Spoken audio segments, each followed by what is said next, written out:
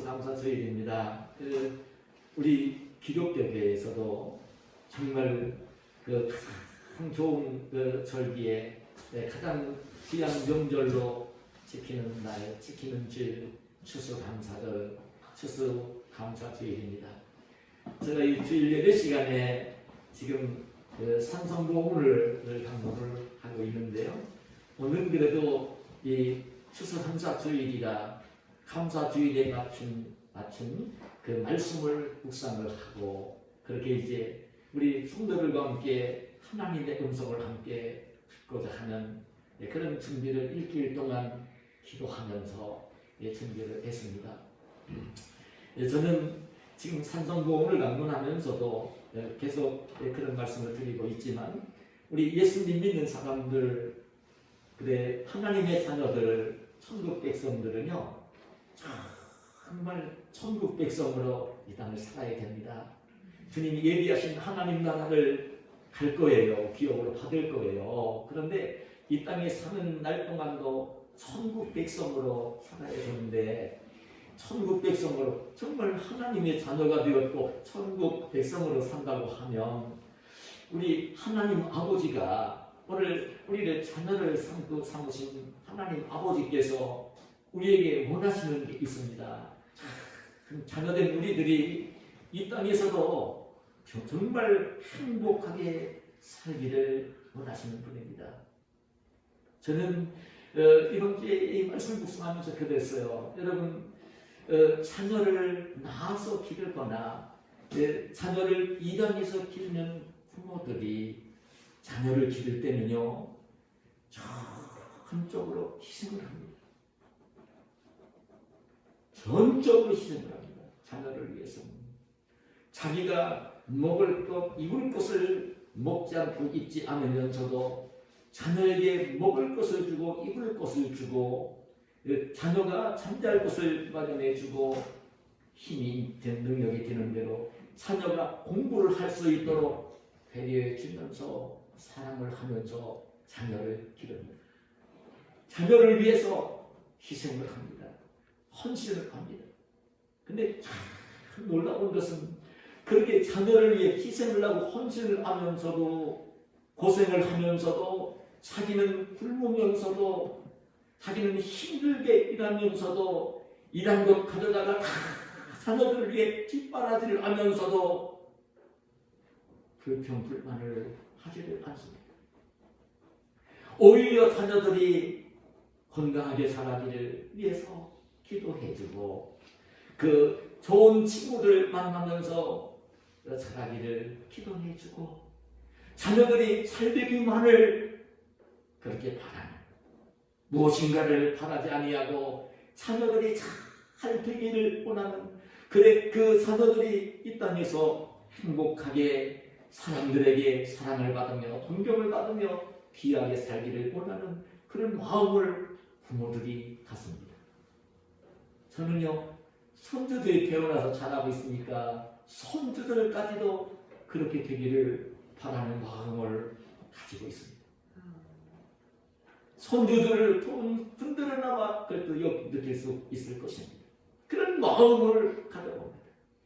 어떻게 조부모가 어떻게 자녀를 위해 손주들을 위해 자기는 희생을 하고 헌신을 하면서도 고생이 되면서도 그걸 불평불만하지 아니하고 그 자녀들이 잘되기만을 바라는 그런 마음을 가지게 되었을까? 그것은요 하나님이 주시는 마음입니다. 하나님이 주신 마음입니다. 부모에게, 조부모에게 아들, 딸, 손자, 손녀들을 위해 그렇게 사랑하고 보살피고 희생하고 헌신하도록 그러면서도 힘들어도 불평하지 아니하고 자손들이 잘 되기를 원하는 그 마음은 하나님이 주신 마음. 하나님이 주신 마음이에요. 또 여러분 아셔야 됩니다. 하나님이 주신 마음입니다. 그리고 우러나는 것입니다. 누가 얘기 안 해도 그런 마음 우러나는 것입니다. 하나님이 주신 마음. 근데 그 하나님이 오늘 우리를 지으셨지만 죄값으로 말미암아 영혼이 죽어서 이렇게 되었을 때에, 불쌍하게 되었을 때에, 소망 없이 살고 지옥 갈 수밖에 없는 우리들이 되었을 때에, 우리 하나님은 하나님 형상대로 지은 사람들이 불행해 준 것이 너무나 안타까워서 사랑하는 마음이 그래도 넘치셔서 독생자 예수 그리스도를 이 땅에 보내시고 대신 십자가의 독생자 예수 그리스도를 내주시고 주값을 대신 지불해 주시고 그리고 이제 성령을 보내셔서 복음을 듣게 하시고 예수님을 믿게 하시고 우리를 하나님의 자녀로 삼으신 것입니다. 하나님도 우리를 자녀 삼으시고 자녀 삼으실 때에 하나님의 능력이 많으니까 그냥 하신 게 아닙니다. 공의로우신 하나님은 죄값을 지불하셔야 되니까 하나님으로 사실 수 있는 최고의 희생 독생자 예수 그리스도를 이 땅에 보내시고 십자가에 내어 죽게 하시고 피 흘려 죄에서 속량해 주시고 우리를 하나님의 자녀로 삼으신 것입니다. 다 희생하신 것입니다. 그 하나님이 그렇게 희생하시면서 우리를 사랑하셔서 우리를 자녀 삼으신 그 하나님이 자녀된 우리들을 향해 우리 하나님 아버지가 가지시는 마음이 그렇습니다. 정말 자녀들이 이 땅에서 하나님의 자녀가 된 것을 깨달으며 자녀의 정체성을 잊지 말고 하나님의 자녀로서 이 땅을 아주 행복하게 평안을 누리며 기쁨을 가지고 살기를 원하시는 것입니다.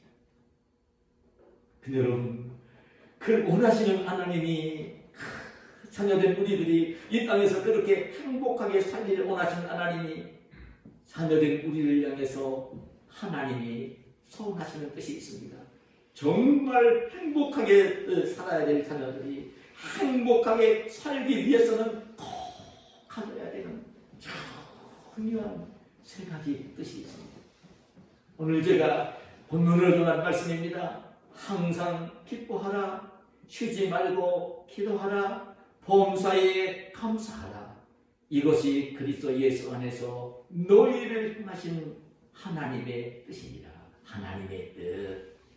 그리스도 예수 안에서 하나님이 우리를 향해 가지신 뜻, 우리가 행복하게 살기를 원하셔서 그 그리스도 예수 안에서 우리가 이 땅에서 해야 될 일 세 가지를 오늘 하나님은 이 말씀을 하신 것입니다. 항상 기뻐하라는 것입니다. 쉬지 말고 기도하라는 것입니다. 범사에 감사하라는 것입니다.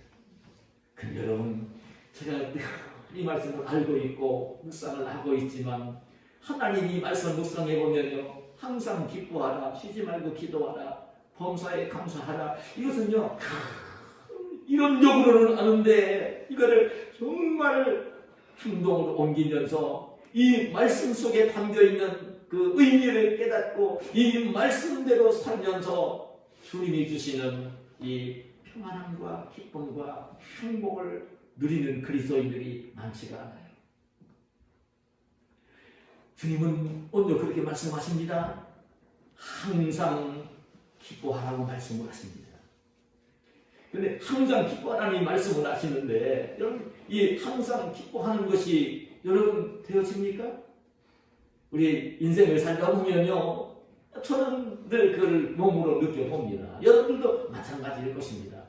세상을 살면서 하루하루 생활을 하면서 1년, 2년, 3년, 10년 생활을 하면서 기쁘고 즐거운 일보다는 오히려 힘들고 고통스럽고 근심이 되고 염려가 되는 일들이 더 많지 않은가요?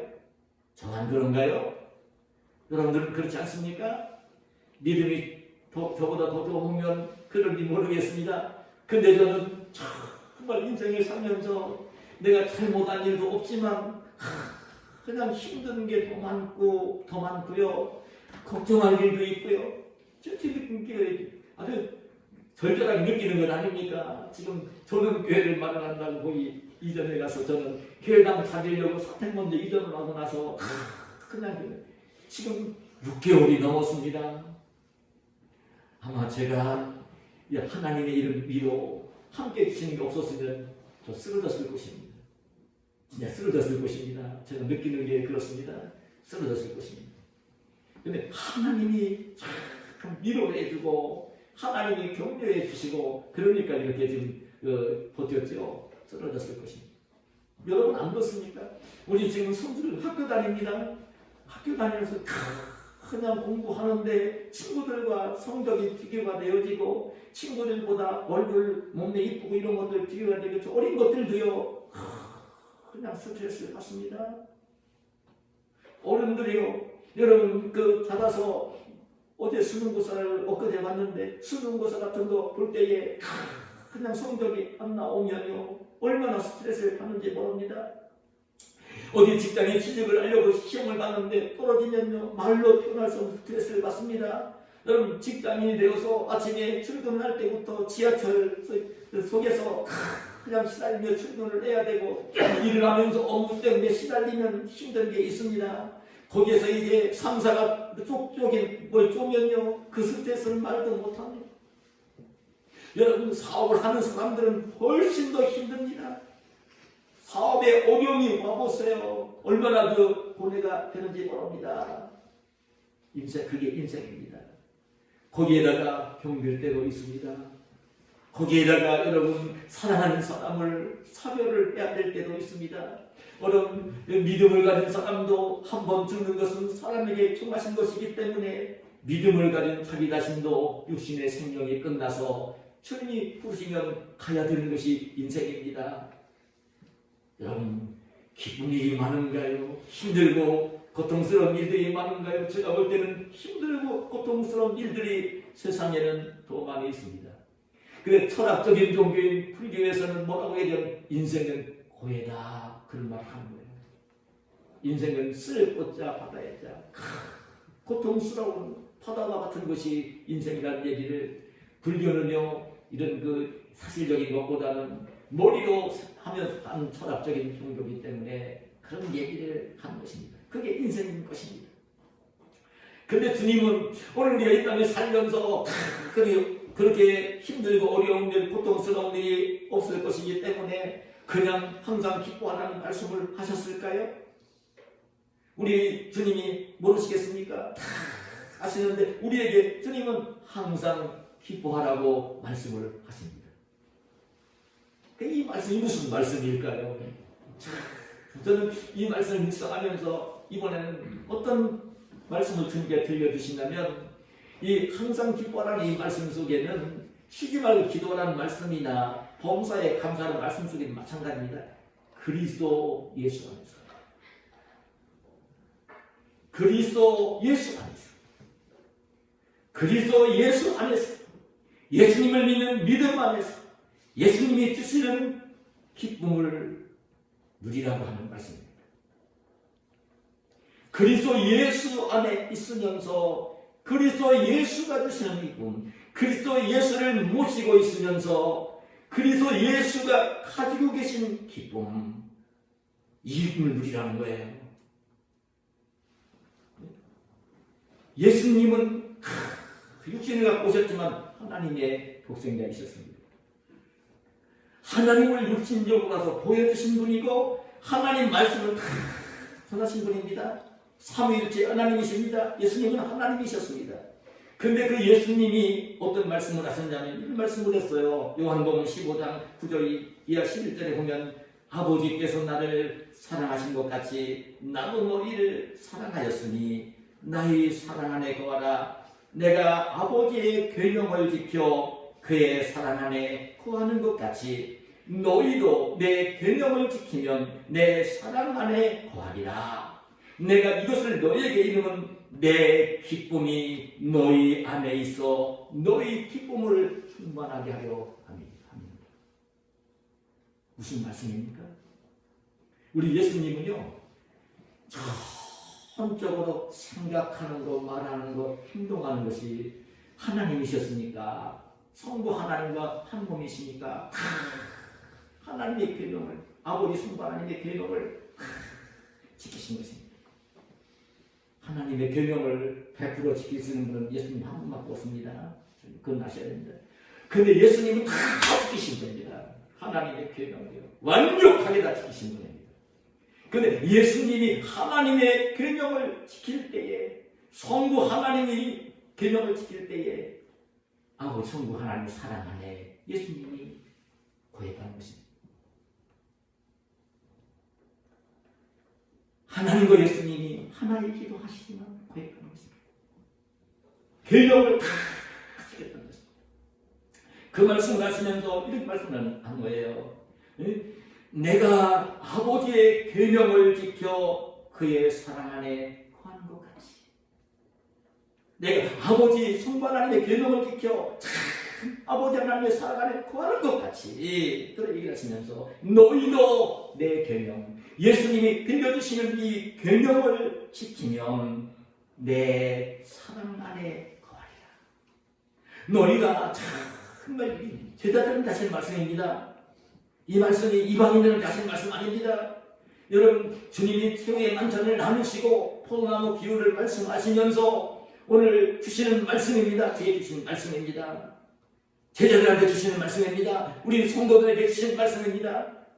그 말씀 하시는 거예요. 너희도 내 계명을 지키면 내 사랑 안에 거하리라. 주님이 주시는 이 말씀 계명을 지키면 예수님 사랑 안에 거하게 되어진다. 이 말씀을 하시는 거예요. 그러면 왜 그래야 되냐면, 왜 내가 이 말을 이루냐고 얘기를 딱 하시면서 내 기쁨이 너희 안에 있어 너희 기쁨이 충만하게 하려고 합니다. 예수님이 기쁨이 충만했던 것입니다. 성부 하나님과 함께 성부 하나님의 계명을 지키면서 하나님 사랑 안에 거할 때에 예수님은요 한없이 기뻤던 것입니다. 예수님의 육신을 입고 사는 생활은 날마다 기쁜 생활은 아니었습니다. 우리 잘 아시는 내용처럼 예수님도 우리가 똑같은 육신을 입고 그 고난 고통스러운 생활을 하셨습니다. 마지막에는 십자가까지 지셨습니다. 그러면서도 예수님 마음속에는 말로 표현할 수 없는 기쁨이 있었던 것입니다. 하나는 기쁨이 있었던 것입니다. 하나님의 계명을 지키고 있을 때에 다 지키며 살았으니까요. 기쁨이 있었던 것입니다.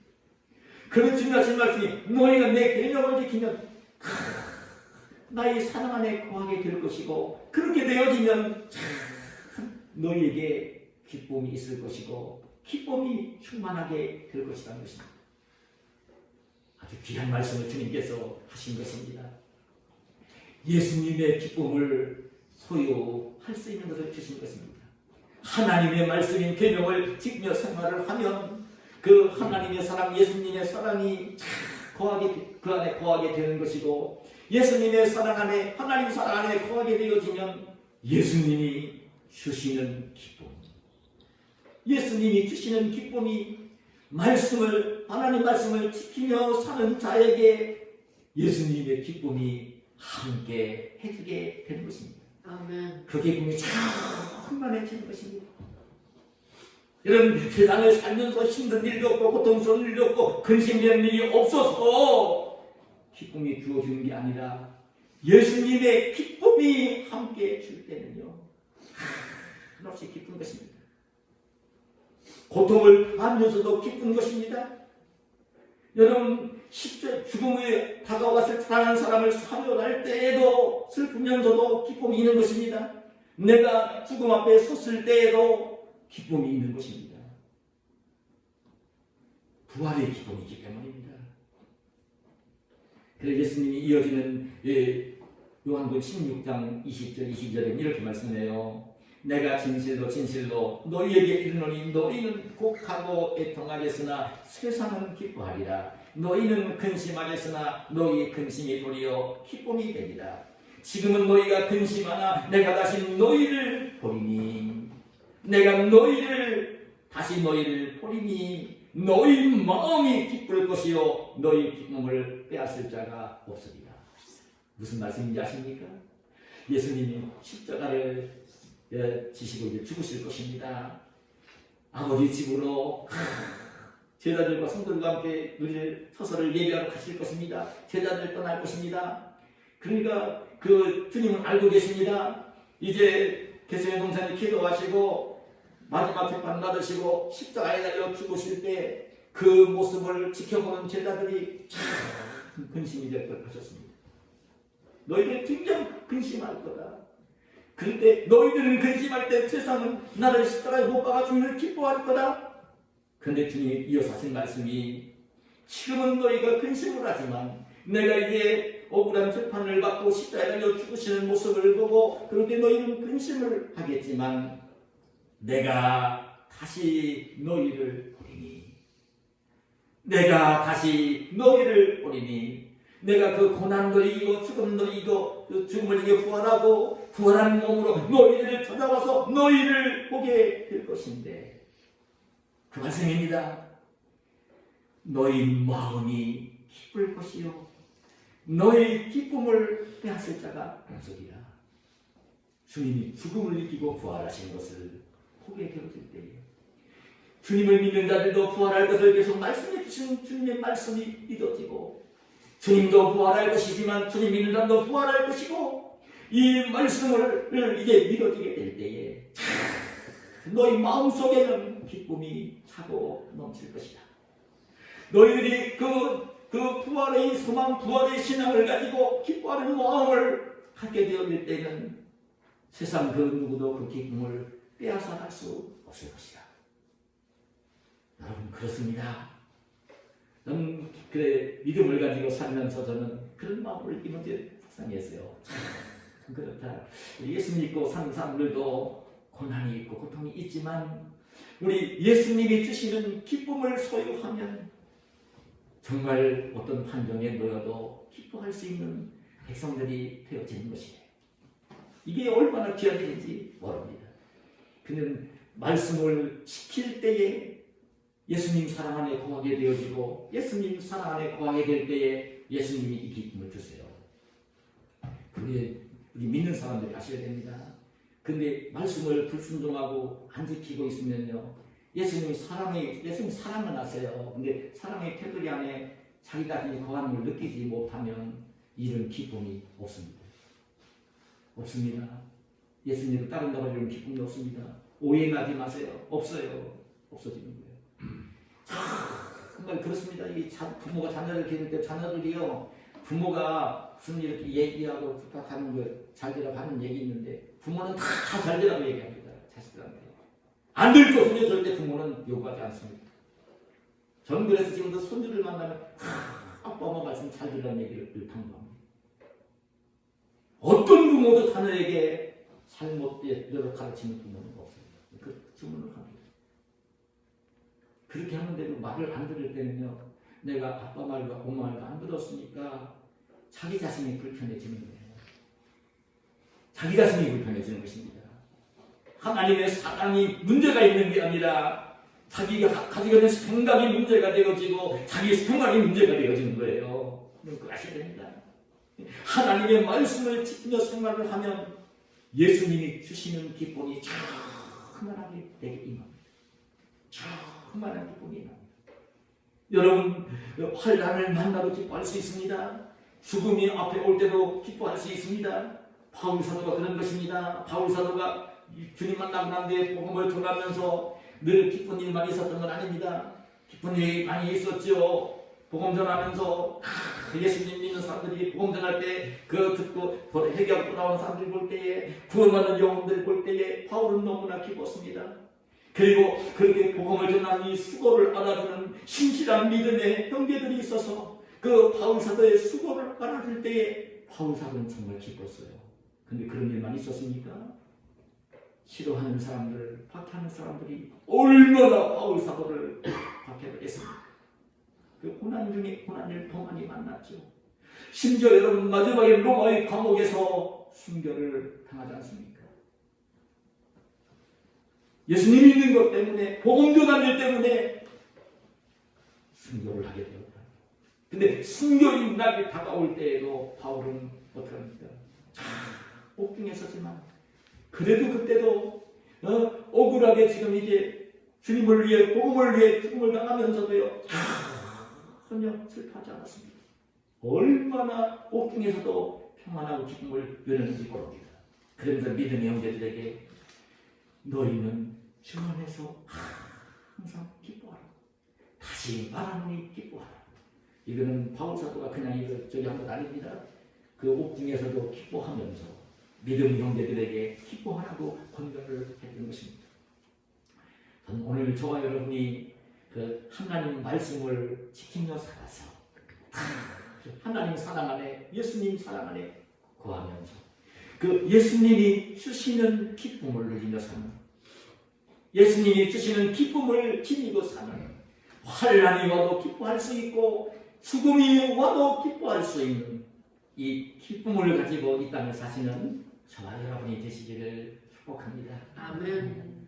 여러분, 두 번째는 주님 뭐라고 하셨냐면 쉬지 말고 기도하라. 쉬지 말고 기도하라는 거예요. 여러분, 쉬지 말고 기도가 여러분 무슨 말씀으로 들립니까? 어떻게 쉬지 말고 기도를 합니까? 그 주님 말씀이 아침에 일어나서 기도하라, 식사할 때 기도하라, 큰일 앞에 놓고 기도해라, 잠자기 전에 기도해라, 이렇게만 얘기했으면 아마 그런 기도는 누구나 보편적으로 할 수 있을 거예요. 근데 그런 기도해야 됩니다. 근데 오늘 말씀 보니까 뭐라고 하십니까? 쉬지 말고 기도하는 것입니다. 내 쉬지 말고 기도를 해야 됩니까? 우리가 정말 하나님의 자녀로 영적으로 건강하고 행복하게 살기 위해서는 쉬지 말고 기도를 해야 됩니다. 왜냐하면 여러분, 영적으로 죽었던 우리들이 예수님 믿으면서 살아났잖아요. 죽었던 영혼이 살아났잖아요. 근데 육신은 우리 숨을 쉴 때 살고 죽는 거예요. 마찬가지로 우리 영혼, 예수님 믿고 다시 사는 우리 영혼은 영혼이 숨을 쉬어야 살 수 있잖아요. 영혼이 숨을 쉬는 게 무엇이냐면 그게 기도예요. 영혼이 숨을 쉬는 거예요, 기도는. 그렇기 때문에 기도할 때에 우리 영혼이 건강할 수 있고 우리가 행복하게 이 땅을 살 수 있는 것입니다. 그런데 기도는 그냥 대충대충 하는 것도 아니고 힘든 일 만났을 때 문제 해결하려고만 기도하는 게 아니고 그마다 쉬지 말고 기도를 해야 되는 것입니다. 제가 철저하게 느낍니다. 지금 멀리 가 있으니까 여기 수요일까지도 못 오고 새벽 예배도 좀 못 오고 그 새벽에 우리 성도들에게 문자를 보내면서 참 기도를 올리는 거예요. 목사님 간절한 마음을 담아서 우리 성도들이 정말 오늘도 성경을 읽고 묵상을 하고 기도하면서 성령에 이끌리면서 승만할 수 있도록 주님 은혜를 베풀어 주시옵소서. 기도하면서 그걸 보내는 거예요. 그 예수님의 마음으로 보내는 것입니다. 예수님 마음으로 보내는 것입니다. 그런데 그거 제가 그냥 기도하면서 보내는 거예요. 저도 성경을 읽고 묵상하고 제가 묵상하는 것 가운데 좀 은혜가 되는 거 짧게 기록을 해서 보내는 거예요. 날마다 우리 성도들을 새벽에 제가 본다고요. 낮에도 걱정이 되면 기도도 하지만 성도들 얼굴을 떠올리면서 기도를 본다고. 근데 저는 이 쉬지 말고 기도하는 이 말씀을 묵상하면서 이번에 들은 기억이 그거예요. 정말 영적으로 건강하고 귀하게 살 수 있는데 쉬지 말고 기도하라는 이 말씀의 의미를 우리는 어떻게 생각했냐면 사무엘 선지자가 사무엘 상 12장 2절에 보면 나는 너희를 위하여 기도하기를 쉬는 죄를 여호와 앞에 결단코 범하지 아니하고 기도하기를 쉬는 죄를 범하지 아니하겠다. 기도하다 쉬는 것은 죄가 된다는 거예요. 그러니까 기도하다가 쉬는 죄를 여호와 하나님 앞에 내가 범하지 않겠다고. 여러분 무슨 얘기냐면 저는 이 사무엘 선지자는 쉬지 않고 기도를 하는 겁니다. 우리 쉬지 않고 기도를 하는 이 사무엘 선지자가 한 일 가운데 보면요 아주 너무나 귀했습니다. 이 쉬지 않고 기도를 하는 모습을 보면요 사무엘이 선지자를 세우고 말하라. 그 당시 이방인들처럼 이방인들이 섬기는 우상 바알과 아세라, 여러분들 우리가 성경 바알과 아세라 얘기하면요 그냥 뭘 이렇게 생각하는데 실은 바알과 아세라는 이방인들이 섬기는 신입니다. 이방인들이 하나님으로 알고 그런 능력을 가지고 일하는 신으로 알고 섬기는 신입니다. 바알 아세라. 여러분 우리가 그냥 이름만 바알 아세라 얘기하는데 그 블레셋 사람들, 그 아말렉 사람들, 이방인들이 자기들이 정말 이 천지만물을 지배하고 하는 그 신으로 알고 섬기는 게 바알이에요. 아세라는요, 자녀를 이렇게 많이 낳게 해주고 복받게 하는 그 신으로 섬기는 게 아세라 신이에요. 그들을 우상을 섬긴다고 섬기는 게 아니에요. 근데 그들은 그 바알과 아세라 같은 경우는 바알 신 만들어 놓고 우상을 만들어 놓고 아세라 옥상을 만들어 놓고 섬겼거든요. 우리 하나님 눈에 보이지 않잖아요. 그러니까 이 이스라엘 백성들도 여호와 하나님을 섬긴다고 하면서도 이방인들이 섬기는 것처럼 그런 신상을 만들어 놓고 바알과 아세라 섬기는 것처럼 그렇게 우상 숭배를 했던 것입니다. 하나님이 가장 싫어하시는 행동을 한 것입니다. 아무 영광도 만들지 말라고 하셨는데 그 말씀을 불순종하고 자기들이 신을 만들어 놓고 섬기려고 했던 것입니다. 그때 사무엘 선지자는 정말로 하나님을 섬기려면 그런 것들 다 제거해 버리고 정말 하나님 말씀하신 그대로 우상 만들지 말라고 했으니까 하나님을 섬기라고 그렇게 권면을 했습니다. 그때 이스라엘 백성들이 사무엘 선지자의 말을 들으면서 우상을 버리고 하나님께 돌아오는 것입니다. 자기 집에 자기 동네에 모자랐던 바알 아세라 우상 제거하고 이제 하나님 눈에 보지 않지만 하나님 성경에 나오는 것입니다. 그때 사무엘 선지자는 그랬어요. 정말 여러분이 그렇게 우상을 다 버리고 이제 여호와 하나님만을 섬긴다고 하면 미스바를 모이라. 미스바를 모였습니다. 이제 잘못한 죄를 회개한 속죄 제사를 드리고 하나님을 기쁘시게 하는 번제를 드리러 모인 것입니다. 모인 것입니다. 이스라엘 백성들이다. 그런데 이스라엘 백성들이 모여서 그 자기들의 옛날의 잘못을 얘기하며 속죄 제사를 드리며 하나님의 기쁘게 받으실 번제를 드리며 모였는데 블레셋 사람들이 다시 신락을 해온 것입니다. 계속해서 그 전에 사무엘 선지자가 그렇게 이제 선지자가 되기 전에 이미 사사시대에 계속해서 블레셋 사람들이 이 이스라엘 백성들을 침략해 올라와서 사람을 죽이고 물건을 빼앗아가고 그런 일들을 당하고 있는 압제를 당하고 있던 시대입니다. 사무엘 선지자가 됐는데도 그런 상황이 벌어진 것입니다. 블레셋 사람들이 이제 그 이스라엘 백성들을 해치고 뭔가를 뺏어가려고 침략해 온 것입니다. 이스라엘 백성들은 미스바에 하나님께 속죄 제사를 드리고 번제를 드리면서 이렇게 이제 회복하려고 올라왔는데 죽이려고 올라온 것입니다. 이스라엘 백성들은 블레셋 사람들 가운데 무서워서 벌벌 떨었습니다. 그때에 그러면서 떨면서 사무엘 선지자에게 선지자가 부탁을 해서 권면을 해서 우상나 버리고 하나님께 속죄 제사 드려 모였으니까 부탁을 한 거예요. 우리를 위해서 여호와 하나님께 부르짖어 기도해달라. 그때 여러분 사무엘 선지자는요 어린 양 하나를 취해가지고요 온전한 번제를 올리는 것입니다. 이제 내가 그래서 중요한 거예요. 번제를 드리는 거예요, 여러분. 적들이 지금 죽이려고 지금 이제 와서 포위감을 좁혀오는데 그들과 어떻게 싸우려고 하는 게 아니라 어린 양 잡아가지고요 눈에 보이지 않는 하나님 앞에 제사를 드리는 것입니다. 그것도요 형식적으로 드리는 게 아니라 온전히 제사를 드리는 겁니다. 번제를 어떻게 드리는지 아시죠? 드리는 것입니다. 정신 나간 것일 것입니다. 지금 어떤 상황인데 그 제사를 드리고 있냐고.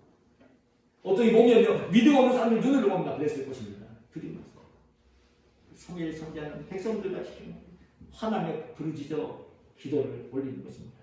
하나님, 저 블레셋 사람들 지금 몇십 년 동안 이 동족들 백성들을 괴롭혀온 저 블레셋 사람들을 하나님 물리쳐 주시고 우리 백성들을 보호해 주시옵소서. 기도를 올린 것입니다. 다른 건 기도 안 받습니다. 그런데 하나님 어떻게 하십니까? 군대를 보내신 것입니다. 우리는요 천둥치고 번개치는 것입니다. 번개를 쳐가지고요 블레셋 사람들만 치는 것입니다. 이해가 됩니다. 블레셋 사람들은 이스라엘 사람들을 죽이려고요 칼을 들고 방패를 들고 쇠구치를 들고 올라왔잖아요. 그러니까 하나님은 번개를 쳐가지고 그 칼을 들고 있고 방패를 들고 있는 사람들만 쳐서 죽이는 것입니다. 번개 칠 때는 쇠구치 같은 거 들고 있으면 안 됩니다. 그건 아셔야 됩니다. 죽인 것입니다. 이스라엘 백성들은 싸우지 않았습니다. 하나님이 그들을 치시면서 죽어나갔고요. 블레셋 사람은 도망을 쳤습니다. 도망치는 블레셋 사람들을 쫓아가면서 그냥 배신을 거두었던. 그 뒤에는요, 블레셋 사람들이 사무엘 선지자 살아있을 때는 두려워서 침략도 오지 못했습니다. 여러분, 쉬지 않고 기도했던 것입니다. 그때만 기도했던 아내의 사무엘은 나는 기도하기를 쉬는 죄를 여호와 앞에 범하지 않겠다. 기도했던 것입니다. 그럼 오늘 우리 성도들이 쉬지 않고 기도한다는 이 말이 뭘까요? 여러분, 어떻게 쉬지 않고 기도를 하겠습니까? 근데 여러분 아셔야 될 내용은 그래요. 우리 예수님 믿는 사람들은 성령을 갖고 있는 사람들입니다. 우리 안에 예수 그리스도가 함께 계십니다. 그리스도가 살아 계십니다. 고린도후서 13장 5절에 읽어보세요. 여러분, 그리고 갈라디아서 2장 20절에 그리스도께서 내 안에 사시는 것이라 바울 사도.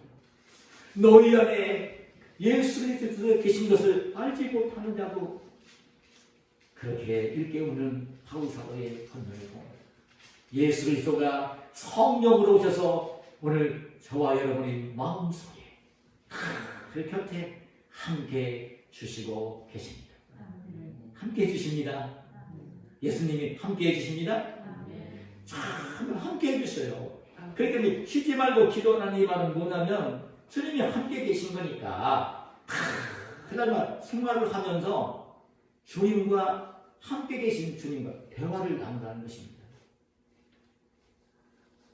주님과 대화를 나눈다는 거예요. 주님과의 대화가 기도입니다. 여러분, 쉬지 않고 기도하는 것입니다. 그냥 어떤 일이 하는지 기도하는 거예요. 저는 이 말씀 묵상하면 느헤미야가 그렇게 기도한 것을 봅니다. 느헤미야는 여러분 바벨론 나라의 이스라엘 백성들이 멸망을 당하고 포로로 붙들려가 포로 생활할 적입니다. 포로 생활할 때 그때의 바벨론 나라는 메대 파사 나라에게 멸망을 당하고 그 아닥사사 왕 때에 이 파사 나라 아닥사사 왕 때에 느헤미야가 왕국 궁궐에서 왕을 시름 들고 있는 술 관원이 되었을 때입니다. 아마 젊은 나이에 붙들려 갔을 수도 있고요. 아니면 그 포로지에서 태어났을 수도 있습니다. 느헤미야. 근데 포로로 붙들려 갔을 것으로 여겨집니다. 근데 그때 그 예루살렘 성에서 그 강한 자들이 있었거든요. 그 느헤미야를 찾아와서 예루살렘 성은 다 성벽은 허물어지고 성전은 불탔고 성벽은 어물어졌고 성문도 불탔고 그래 에도의 침략으로 막 동족들이 어려움을 겪는 이야기를 전해준 거예요. 근데 느헤미야는 소식을 들으면서요 너무나 슬펐어요. 제가 제일 느끼는 게 올 것 같더니 북한이랑 경계를 하고 있는데 요즘도 그냥 막 미사일 쏘는데 그래 하나님 왜 보내셨는지 제가 절감이 되는 거예요. 기도하라고 보내신 것 같아요. 그 눈으로 더 피부로 느끼게 합니다. 느헤미야가 금식하면서 기도를 올립니다. 얼마 동안 금식했는지 모릅니다. 금식하면서 눈물로 통곡하며 그 민족의 죄를 자신의 죄로 여기면서 하나님 앞에 그냥 백성들을 불쌍히 여기면서 기도를 올립니다. 근데 그렇게 올다 보니까 금식도 하고 그러니까 근심이 있는 거예요. 얼굴에 수심이 있는 거예요. 어느 날 이제 늘 술 같은 거 하면서 왕의 시중들이 있었으니까 시중을 들고 있는데 보니까 얼마 좀 지나고 보니까 아주 이 얼굴이 좀 마르고 얼굴에 수심이 가득한 거예요. 이 느헤미야가. 그래서 왕이 묻는 것입니다. 아니 자네 병이 없는데 어떻게 그렇게 얼굴이 그렇게 수심이 가득하냐고 얼굴 모양이 그러냐고. 근데 느헤미야는 그렇게 얘기를 합니다.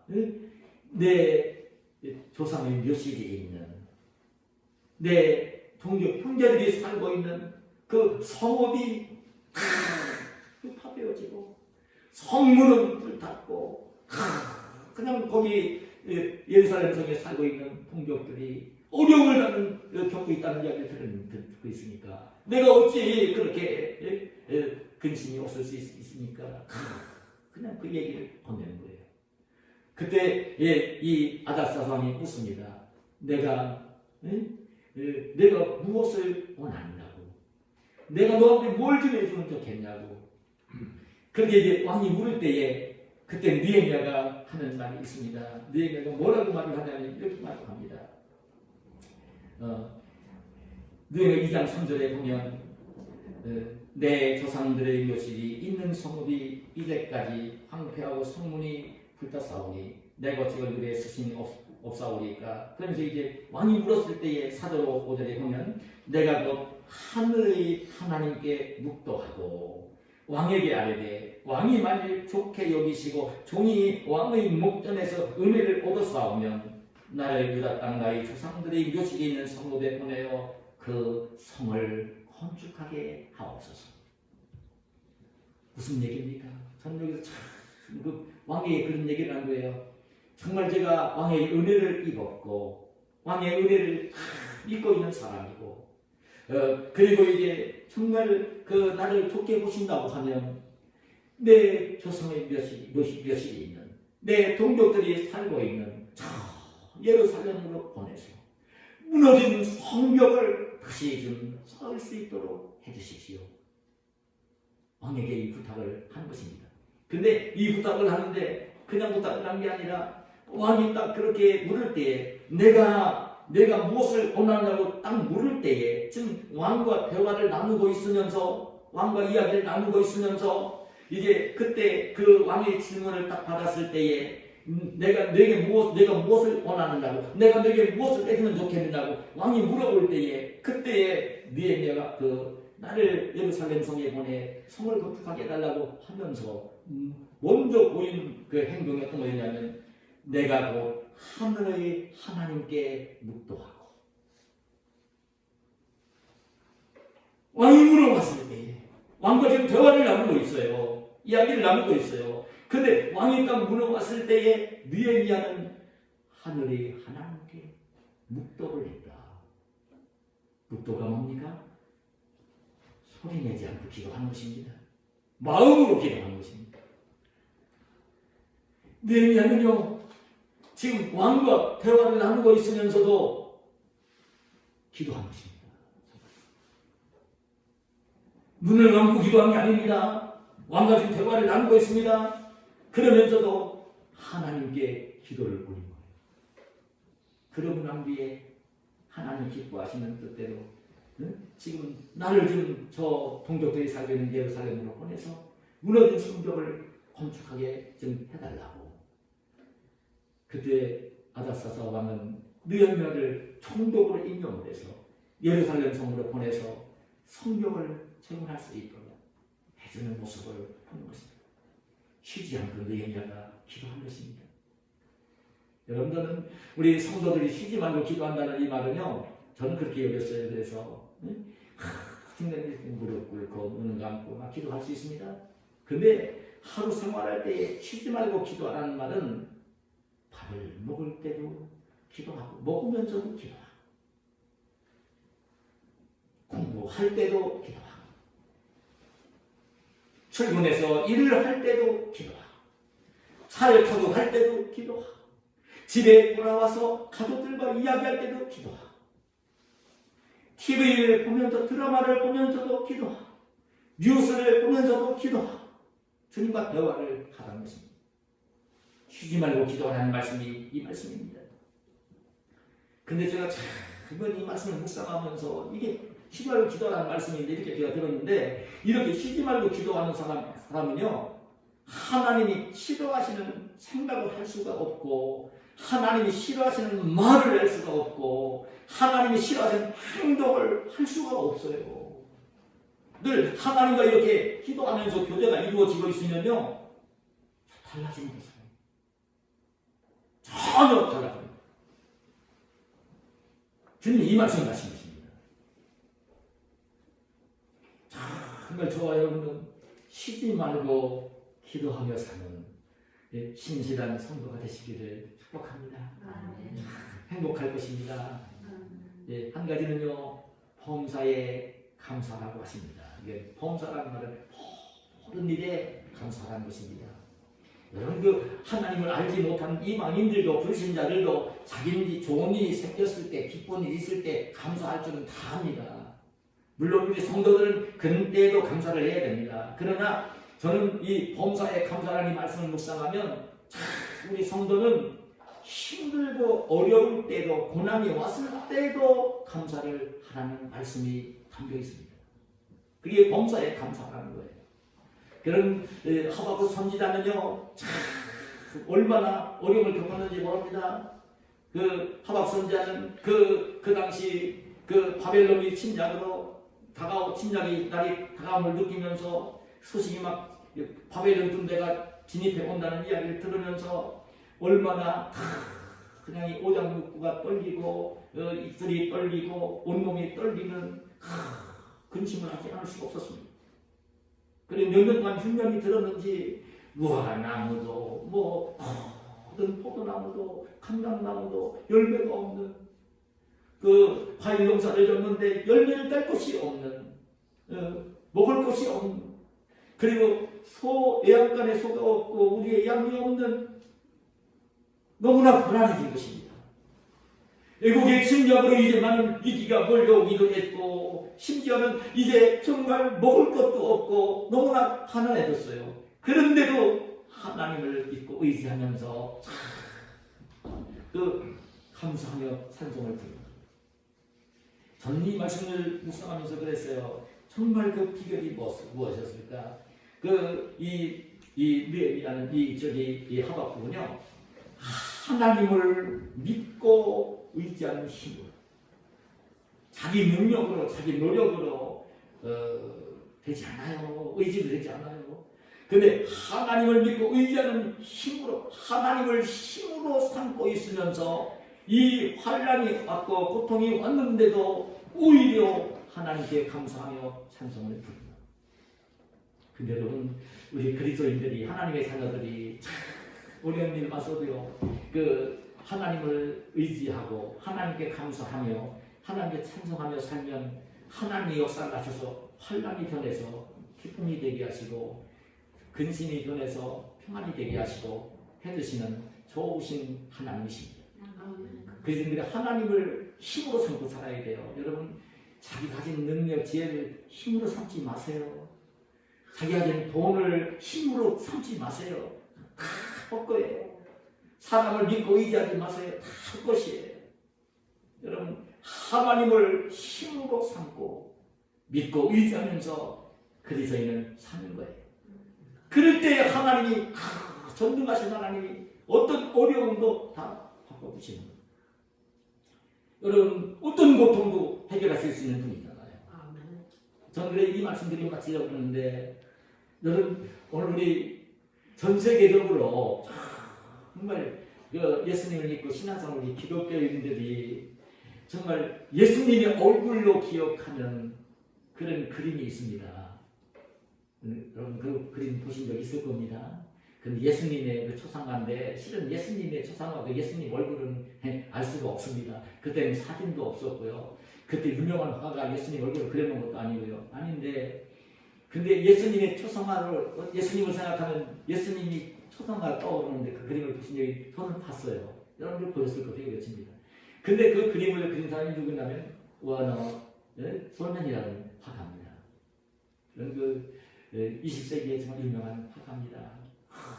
얼마나 그 화보가 나왔을 때 그냥 1940년대 그때 500만 부가 그냥 순식간에 팔려나가는 그런 그림을 그린 화가입니다.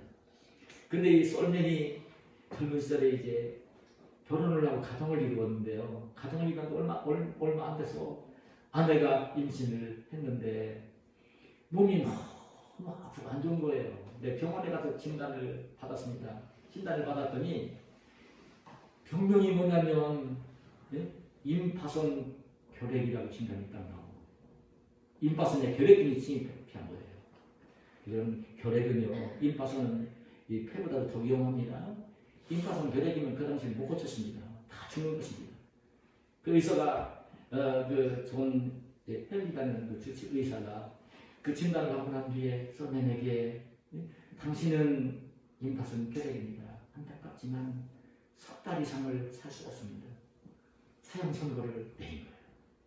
어떻겠습니까?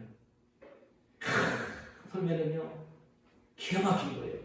지금 몸이 아픈 자기 아픈 것도 아픈 거지만 결혼한 자기 아내, 뱃속에 아기를 가진 아내, 그 자기가 없이 살아가야 될 아내와 태어날 아기를 생각하면 너무 기가 막힌 거예요. 그 근심과 슬픔과 좌절은 어떻게 표현할 수가 없는 거예요. 그 절망이 되는 거예요. 몸이 아프기도 하지만 잠을 자려면 잠을 잘 수가 없고 밥을 먹을 수가 없는 거예요. 그냥 몸이 아픈 데다가 마음적으로 절망이 돼가지고요 살 수 없는 거예요. 그때 아내는 가수였다고 그래요. 그 절망하며 슬퍼하는 이 남편을 보고 이렇게 위로를 했습니다. 네? 여보 3개월밖에 못 산다고 생각하지 말고 하나님이 3개월을 선물로 주셨다고 생각하고 감사하며 삽시다. 아무도 원망하지 맙시다. 3개월이 얼마나 소중합니까? 천년 같은 시간을 가장 아름답게 만들어 봅시다. 3개월이나 살 수 있게 해주신 하나님께 감사합시다. 가장 사랑하는 아내가 절망하는 자기를 위로하며 격려하는 그 말을 할 때에 이 소년은요 자기 마음에 닿았어요. 그렇구나. 그래 내가 3개월밖에 못 살아. 그런 상황이지만 그래 아내의 말이 맞지. 그래 해봐야 되겠어. 정말 3개월 동안이나마 내가 정말 하나님께 감사하면서 감사하는 마음으로 아내에게 감사하는 마음으로 모든 걸 감사하는 마음으로 살아야겠어. 한담이 결심을 하고요. 그때부터 이제 감사하는 생활을 시작했습니다. 그 자기의 생애가 유명한 의사가 진단한 거니까 그것도 임파선결핵이니까 못 사는 거니까 3개월밖에 못 사는데 내가 3개월 동안 내가 살다 갈 건데 내가 숨지는 날까지 내가 화가니까 마지막으로 그림 하나를 좀 남기고 가야 되겠다고 마지막 그림으로 예수님의 초상화를 그리기 시작을 한 것입니다. 아픈 몸으로 감사하는 마음으로 초상화를 그리기 시작한 것입니다. 그 그림이 여러분 예수님의 초상화입니다. 근데 3개월이 지났어요. 의사가 진단해서는 죽을 거라고 했거든요. 근데 죽는 것이 아니라 점점 몸이 좋아진 것입니다. 감사하면서 그 그림을 그리고 있는데요. 점점 몸이 좋아진 것입니다. 3개월 지나고 나면 멀쩡한 것입니다. 병원에 가서 다시 진단을 받았어요. 주치의 존 헨리가 그 진단을 해보고 난 뒤에 깜짝 놀라면서 그런 얘기를 한 것입니다. 도대체 3개월 동안 무슨 약을 먹었길래 이런 몸이 됐습니까? 당신 몸에 있는 임파선 결핵이 하나도 없이 다 사라졌습니다. 그때 솔맨은 그런 얘기를 했어요. 특별한 약을 먹은 건 하나도 없습니다. 내가 아내가 나에게 감사하며 살자고 하는 하나님께 감사하고 모든 걸 감사하며 살자고 하는 그 말을 들었을 때 아내의 말을 들으면서 아내가 저에게 넣어준 감사의 약을 먹으면서 감사하며 산 것이 전부입니다. 그때에 이 엘리 주치의는 손뼉을 치면서 그렇게 얘기했어요. 바로 그게 영약입니다. 감사는 최고의 항암제요, 최고의 해독제요, 최고의 치료제입니다. 감사가 흔쾌한 것임을 일깨워준 것입니다.